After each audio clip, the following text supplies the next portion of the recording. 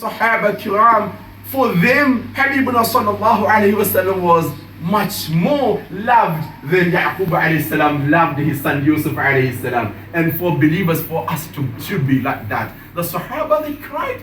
Sawban radiallahu anhu, he turned so sick. When he was a free man, he was a slave though. Sawban radiallahu anhu was a slave. The Prophet sallallahu alayhi wasallam set him free. But Thawban is not going. Who in the world you can see that people prefer slavery? People love to be slaves of someone. Would anyone like to be my slave? Anyone else a slave? Even if someone pays you $1 billion, you will not sell your freedom to anyone. But here, subhanallah, how many Sahaba, how many teenagers, how many youngsters they raised to get a chance to become the slave of the Prophet sallallahu alaihi wasallam.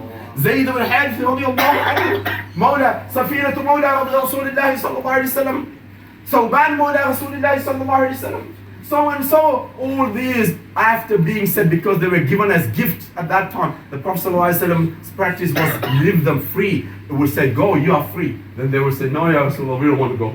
We don't want to go. We want to stay with you. Parents come and say, look, son, we are here. We're taking you. No, we don't want to leave the Prophet sallallahu alaihi wasallam.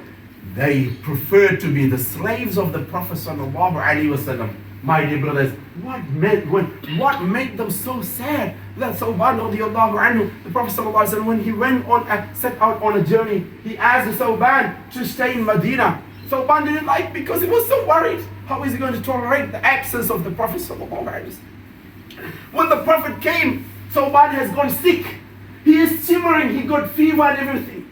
Then the Prophet ﷺ said, Sawban, what happened? Said that, Ya Rasulullah sallallahu alayhi wa sallam, my Habib, I couldn't tolerate those few hours that when you left from here.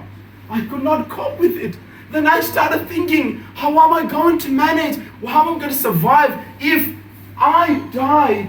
And Ya Rasulullah, if I die, how am I going to survive without seeing you, Ya Rasulullah? Oh Ya Rasulullah, if you leave from this world, what is going to happen to me? How am I going to live and die on this earth when I don't see you, Ya Rasulullah? Ya Rasulullah, if I die, you will be in a high state of Jannah. I will be somewhere in the lower state. And sometimes I will not be even in Jannah because of this poor sinner, Sawban. Ya Rasulullah, all what I worried is missing you or staying away from you even for a moment. How am I going to tolerate that? When I thought about it, Ya Rasulullah, I couldn't cope with it. I'm struggling from it. Then the Habib sallallahu alaihi wasallam told him, Sawban, Anta ma'a man ahbabta, you will be with the one that you love. Subhanallah, that made Sawban, that was the best medicine for Sawban. Sawban recovered from his all sickness, subhanallah. The Sahaba were like that. My dear brothers and sisters, love your Habib sallallahu alayhi wa sallam. Love your Habib sallallahu alayhi wa sallam. Anta ma'a man ahbabta. Inshallah, the Mawlanas will